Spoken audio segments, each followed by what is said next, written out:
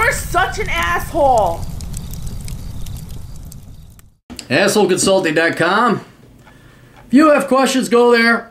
Drop your money now so you don't drop a shit ton of money later. Because, by God, I would say 2/3 of the economy is based on lying to you to get you to part with your money. I just had a client about cars. Oh my God. The subprime auto loan industry, because like the house isn't worthless degrees, was it or not? Huh, people? We had to go borrow money for a depreciating asset. Oh, well, one day, one person at a time, saving one life at a time. Hi, Aaron, I'm back again. I have another question. You may remember me as the guy who thought a degree in landscape architecture was a good idea. Well, instead of that, I'll be taking your advice and going on to school for accounting. Luckily, I spent only 1 year at community college, so it's easy to change my degree/field of study. But before I do go back to school, I would like to do some reconnaissance, travel the U.S. via car for the 2017 fall semester, and return to school in the winter. I'll be more flexible during this time as my landscape or odd job business is slower in the late fall and winter because I live in Michigan.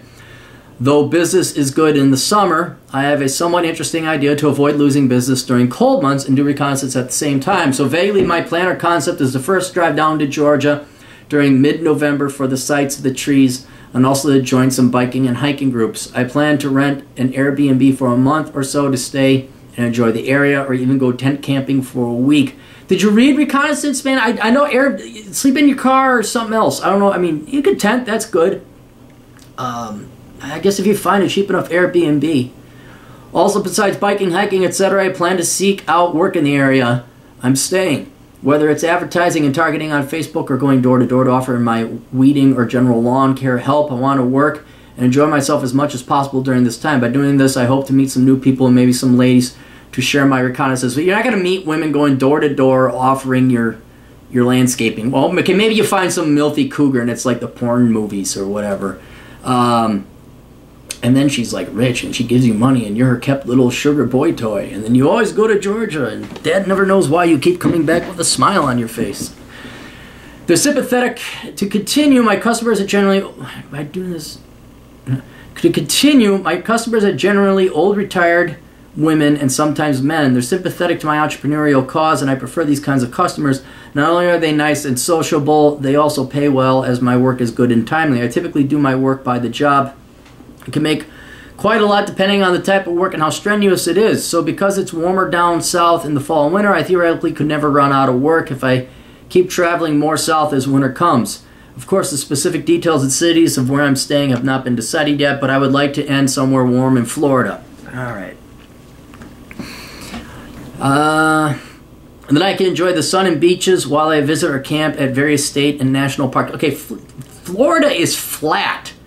There's nothing there. National park-wise, I think there's Lake No, it's the Everglades. The Everglades.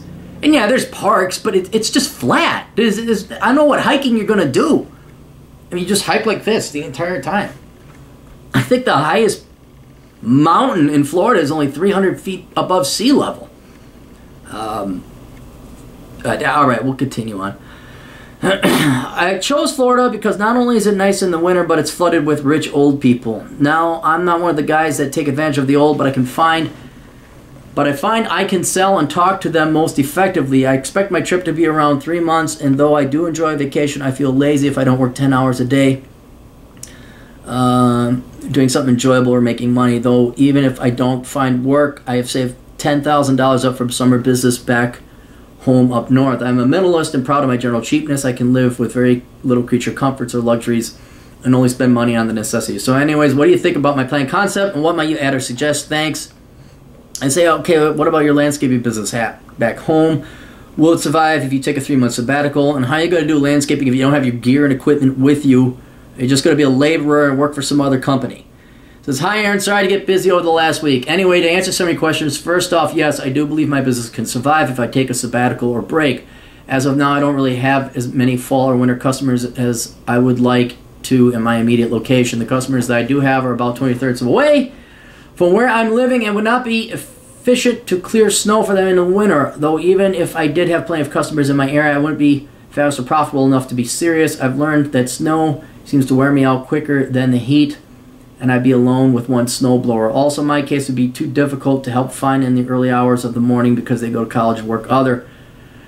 I mostly prefer summer-like weather and work because I can finish a job in a day or a week and make plenty of money to cover the gas and expenses of the product. Smaller jobs, finish a day, weeding, mulching, landscaping, 9 or 2,000. At this point, I realize I have to go to southern Florida to avoid winter for these bigger jobs, and money is similar to what I'm doing in southern Florida. Furthermore, I will have my gear and equipment with me. I have a good trailer and a fuel-efficient SUV to tow. Dude, why don't you live in your trailer or your SUV? That'd probably make a little more sense. Though the idea does sound out of the way and efficient. I've realized this is how I can personally make the most money by myself. Also, here's another idea. If I happen to land a job too large for me, I was thinking of going to the closest community college near me and try and hire some help. I think this would work because if I offer $12 an hour hourly for 3 to 5 hours, so of course it may be difficult as most millennials have never worked a real job in their life. Thanks for the help. Okay. I don't like the idea of you hauling all your gear down there for multiple reasons. It is inefficient, and Florida, dude, they have landscapers down there. Don't worry, the old people have landscapers. They're called Latinos, and they work at a fraction of the price, and they do a good job too. Now, this isn't to say you can't find some old town where there's a handful of old farts living around and you could maybe scrounge up some money. But I just, no. I mean, it's going to be a pain in the ass is what's going to be. You're trying to do two things at once. That is work. I don't think you're going to get that much work. You going down there like a carpetbagger, or was it the carpetbaggers? Or the scallywags. One went up north, others went out south. I forget my post-Civil War history. There's enough landscapers down there. You coming down there with your trailer is just not gonna do it. Here's what I would do. Here's the other major flaw with your problem.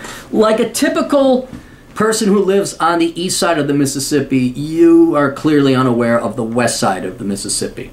And no offense, but fuck Georgia. Florida's great. Florida's great in winter if you're trying to escape winter for a short period of time and if you're old.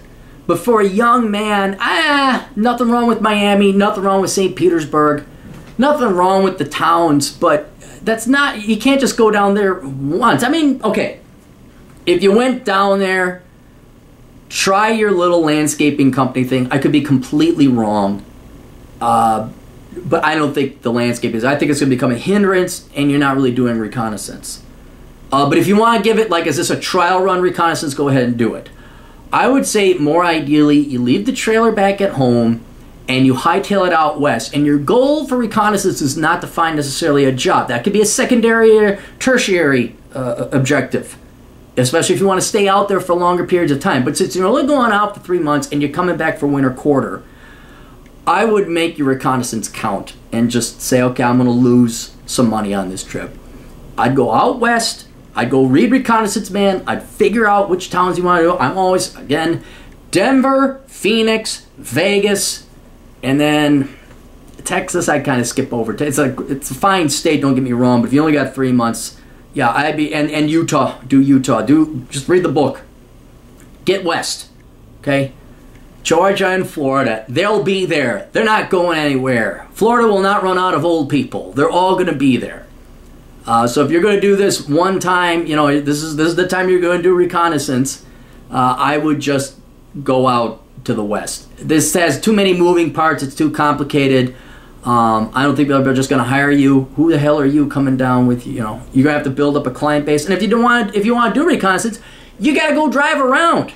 You're going to haul your trailer around with you all the time? Or let's say you get some work. You find this little town where a lot of old people want you to work. Let's say you do get, like, well, now you're anchored to that town. Reconnaissance is, even in the book, I talk about, like, okay, you work the Sturgis rally. Then you go work in Kalispell. Then you go work at Cody during the Beartooth rally. Then you go work in California during the, Burning Man competition or the Burning Man thing.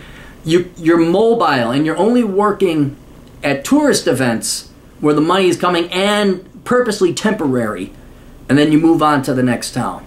This just sounds way... I don't like dragging that trailer down. I just... That's something can break, something could go wrong, people could steal your shit. And then you don't have your capital assets to go work landscaping back up north. I wouldn't do that. So anyway, hope that helped out. You guys got questions? Go to assholeconsulting.com. Read my books. They're available for usually cheaper than a consult, although you do have to spend several hours reading them, and I understand why people want the quick and now answer my question. We got the podcast, the Clarity Podcast, on SoundCloud.com, and always check out the blog, CaptainCapitalism.blogspot.com.